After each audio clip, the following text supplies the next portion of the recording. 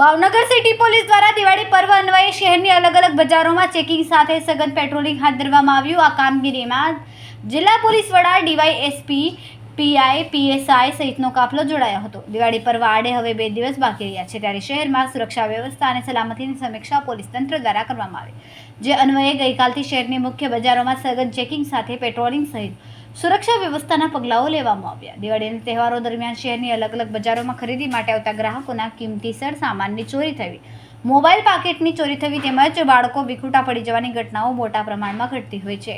ત્યારે આવી બનાવોને નિવારવા માટે પોલીસ તંત્ર દ્વારા ભીડભાડવાળા વિસ્તારોમાં વિશેષ પેટ્રોલિંગ હાથ ધરવામાં આવ્યું। લોકોને પણ અનુરોધ કરવામાં આવ્યો કે ખરીદી સમયે અને પોતાના વાહનોમાં કિંમતી ચીજ વસ્તુઓ ન રાખવી, તકેદારીના પગલાં માટે આપવામાં આવેલા સૂચનાઓનું કડકપણે પાલન કરવું અને જરૂર જણાય નજીકના પોલીસ સ્ટેશન અથવા તો ફરજ પરના હાજર પોલીસની મદદ લેવી સહિતની અવારને માટે પોલીસ તંત્ર દ્વારા પ્રયત્ન હાથ ધરવામાં આવ્યા।